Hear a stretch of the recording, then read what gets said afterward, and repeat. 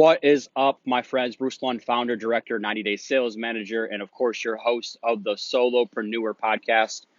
And just want to let you guys know you can watch our podcast. We're one of the few podcasts where you can actually physically watch it, whether it's on YouTube or our solopreneurmovement.com page. If you're listening to us, the reason I say that is because I'm actually just across the Hudson River in New Jersey, overlooking beautiful Manhattan.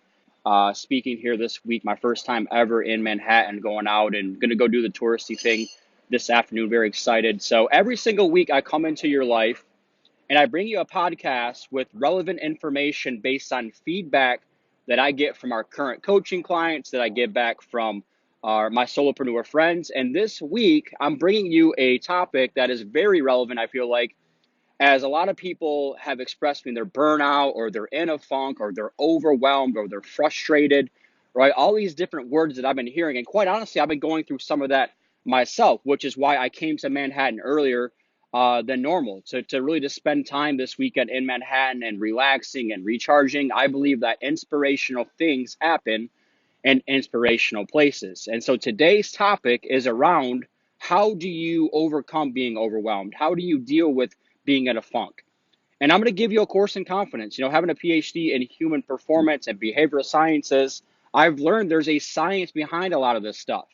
And even guys like me that are highly driven, highly motivated, and people like you, we need motivation. We need a course in confidence every once in a while. We need a little extra inspiration. And so that's what I want to walk us through today, is a course in confidence, how to build, maintain, and protect your confidence. Our confidence is really our greatest asset. And so the science behind this is, where does confidence come from? To me, confidence is the memory of success. If we've had success in a role in the previous, then we should have success or confidence in the future. However, what happens is we become overwhelmed. We work too hard. We live in a society nowadays where we got to have more and we got to have more and we got to have more and we got to do more. And people will beat us up if we're not doing enough things, okay? And so again, I want to break down, how do you build your confidence? Part number one, how do you maintain it?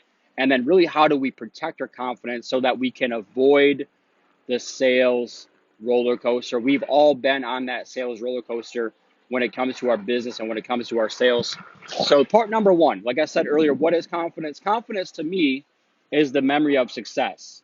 It's the great exaggerator.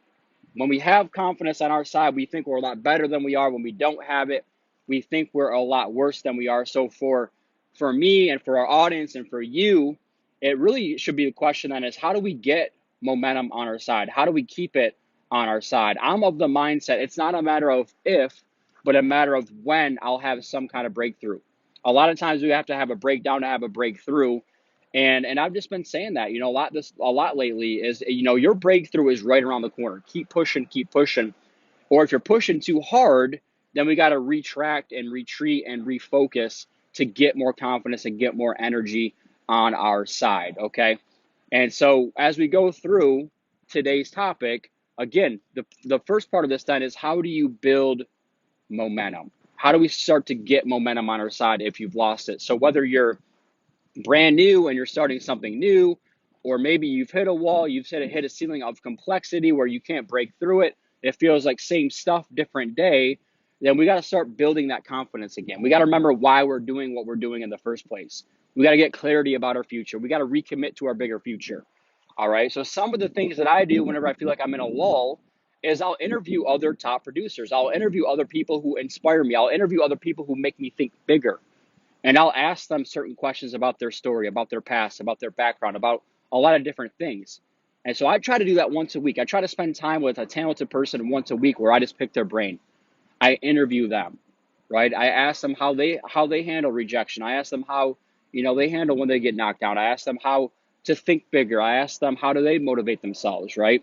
So that's the first part of this to me, is you got to have that plan. You got to recommit to the plan, or you got to get around other bigger thinkers and doers and achievers and spend time with them putting your plan in place. Let's say I'm getting big into fitness, and so let's say I just decide I'm gonna start working out someday, and I just go and I start running. There's really no plan in place. I'm not really committing to anything.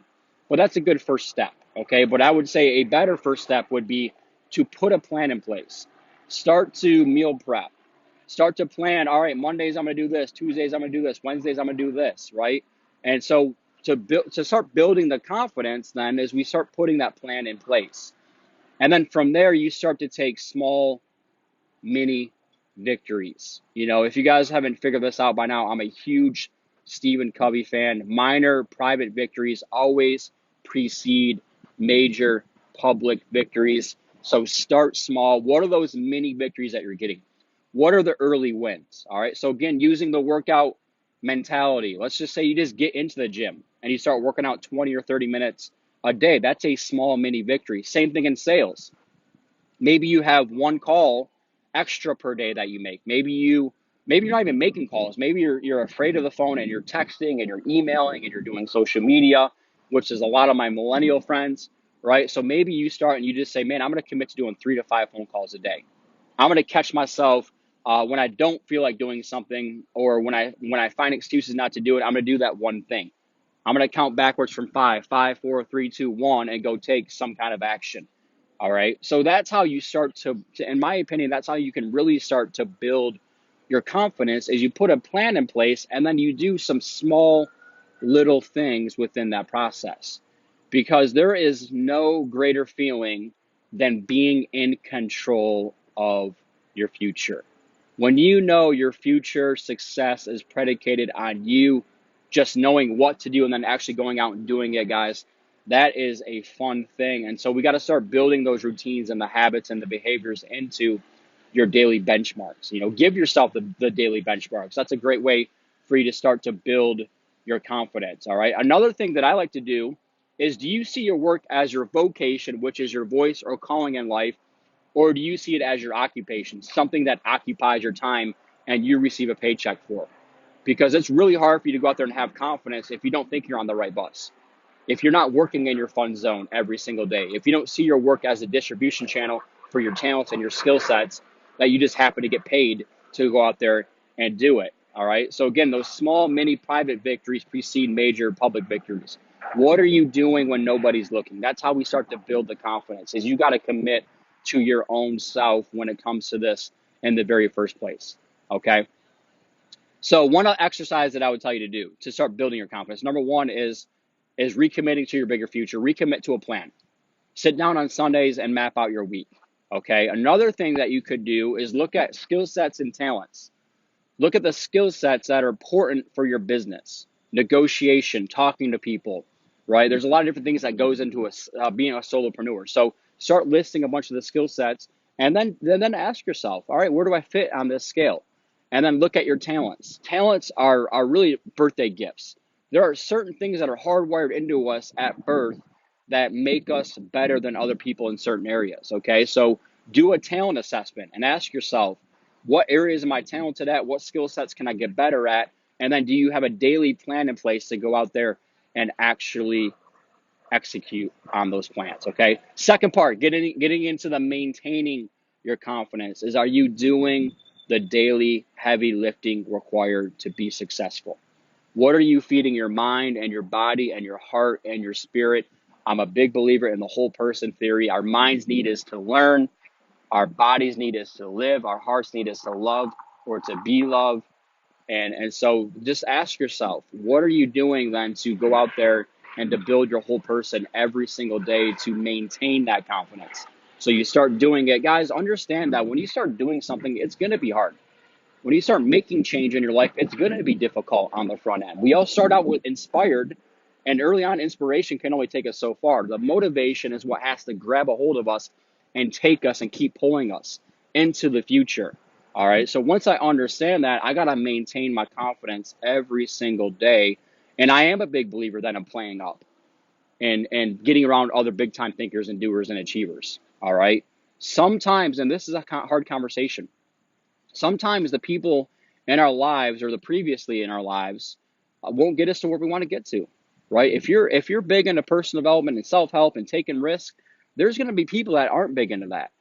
And I do believe that we become the sum total of those we hang around the most. So a hard conversation to have is, sometimes we have to, as we grow, we have to leave people behind. And that's just part of the deal. If there's people out there that are negative, that are telling you why you can't go do something, and they're tearing you down, then those are probably not people that are going to help you maintain your confidence in this process. So that's just something to think about when it comes to this. The largest gap in the world is the execution gap. We're not short on ideas, we're short on the implementation of those ideas. So when you build your confidence, you put that plan in place to maintain the confidence, you have to do the heavy lifting. You have to get comfortable being uncomfortable. All right. And so that's a big part of it. If you haven't done so yet, this is a great exercise for you to go do. Go to the4hourworkday.com, www.the4hourworkday.com. You can get our entire on really our personal development plan, our professional development plan, and our marketing plan to really go out there and execute to do this daily heavy lifting. Because here's a question that I have for a lot of people. This is another hard question. I'm having a lot of hard conversations with us today, some crucial conversations. All right. So if you're a continual learner, what are you doing to feed your mind? What are you doing? Do you make your car a rolling university, or are you just bebop along the radio every single day? That's how I maintain my confidence, is I'm constantly feeding my mind with other podcasts, with other experts, with other people that are my mentors, right? And then, the hard conversation I was having earlier that I was going to mention is, do you have 1 year experience, or do you have 20 years experience repeated one time? Or excuse me, do you have 1 year experience, or do you have 1 year experience repeated 20 times? And what I mean by that is a lot of people are just doing the same stuff every single day, but they're not growing, they're not expanding, they're not getting better, and they're not getting uncomfortable. So a lot of people will tell me, yeah, I have 15 years experience, or I have 20 years experience. And I'll ask them what they're doing to continually getting better and to grow, and they really won't say anything. They'll just say, well, I'll just wake up and do the same thing. Guys, I'm not saying like we should be a creature of habit. There should be high value activities that we're doing, but we have to be consistently growing and getting better for us to maintain that confidence. Okay, learn how to play up, learn how to get around other big time thinkers and doers, have advocates, promoters, connectors, and your own trusted board of advisors that you can lean on in this process. I believe that we can borrow confidence from other people. All right. So I can borrow energy, I can borrow confidence, I can borrow ideas, I can borrow inspiration from other people. All right. A lot of people see personal development as a hobby. That's why I strongly encourage you to spend 10 or 15 minutes, not only listen to a podcast, but also writing down, journaling, taking those ideas and implementing them, not just having it go in one ear and out the other.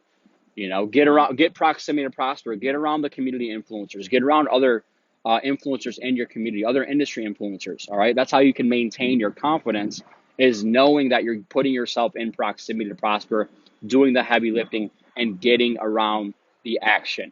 All right. So that was part number 2 then, is how do you maintain your confidence?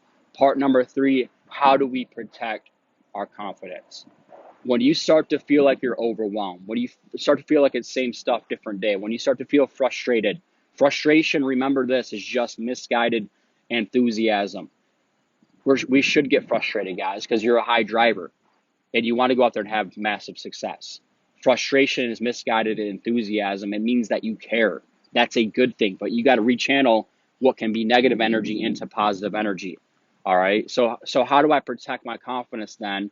Is just understand you're not competing against other people. You're competing against your own potential every single day. Don't compare yourself to other people.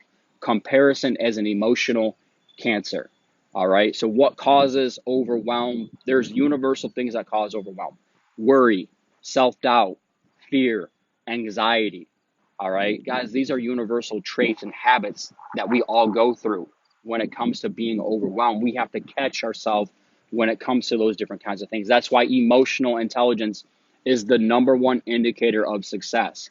Understanding our emotions. When you feel like you're getting burnt out or frustrated or agitated even with other people, you got to catch yourself in those acts. So I perform attitude spot checks every single day, every 60 to 90 minutes, whether it's traffic that I don't feel like dealing with, whether it was a call that maybe didn't go the right way, maybe it was somebody that I spent a lot of time in the sales cycle and they decided they didn't want to do business with us, right? I have to perform attitude spot checks every single day in the sales process. Another big part of this then is we have to check our baggage at the door. And today's world, more than ever, our personal lives feed into our professional lives. So we have to check our baggage at the door and perform attitude spot checks every single day as part of this process. Okay. So hopefully I've given you guys a lot of information here to really help you go through and really assess, how do you build your confidence if you've lost it? How do you maintain the confidence once you start to get it back? And then how do you protect your confidence then as we continue to go through this process? So another way for me to work at my peak performance is I spend daily time in gratitudes. I spend daily time on affirmations. Every single week I state my intentions going into the week.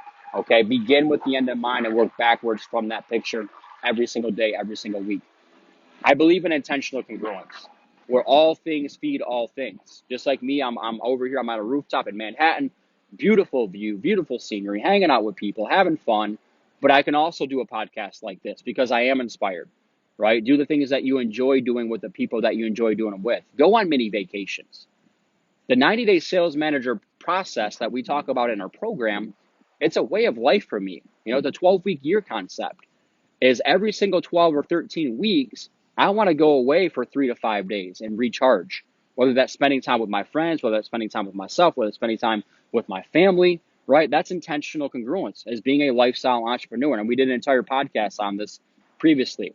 All right. So give yourself permission to go recharge on the weekends or once a week, or do the things that you enjoy with the people that you really enjoy doing them with. Okay. Because here's the reality. Sales is a roller coaster. It can be a roller coaster. Being a solopreneur can and it is very stressful for a lot of people. Okay. So when you're having frustration and self-doubt or not having success quick enough, you can't attach an emotion to an outcome. All right. Celebrate no's. That means you're getting closer. Celebrate failures. That means you're getting closer. It means your breakthrough is right around the corner. All right. And so my last point is, how do you measure success? There's a concept called the arrival fallacy. If I can just have this, this, and this, then I'm going to be happy. Guys, that doesn't exist for me. I've learned that. Happiness has to be an internal knowing that you're on the right path. You're doing the right things. It's not a matter of if, it's a matter of when you're going to have success. So the way that I measure my success and my progress, not perfection, is this is where I started today. This is where I got to. Most of us celebrate it this way, and I used to do the same thing. This is where I am as a benchmark, and this is where I want to be as a benchmark. And as we get closer to that benchmark, we move it. And so a lot of us live in that frustration gap. Stop living in the frustration gap. So to protect your confidence, understand that you are a high driver, that you do want success and you wanted it 3 months ago, not tomorrow. And so that's part of this process for us, is we have to learn to embrace the suck. We have to learn to enjoy the ride. We have to learn to celebrate success along the way. So hopefully this helped you. I know this is a little bit longer, but hopefully this helped you build, maintain, protect your confidence no matter what level you're at. Guys, confidence is the one thing that affects everything. It's the great exaggerator to where we have it. When we have it, we think we're a lot better than we are. When we don't have it, we think we're a lot worse than we actually are. So how do we build it? How do we maintain it? How do we protect it every single day? You are your greatest asset.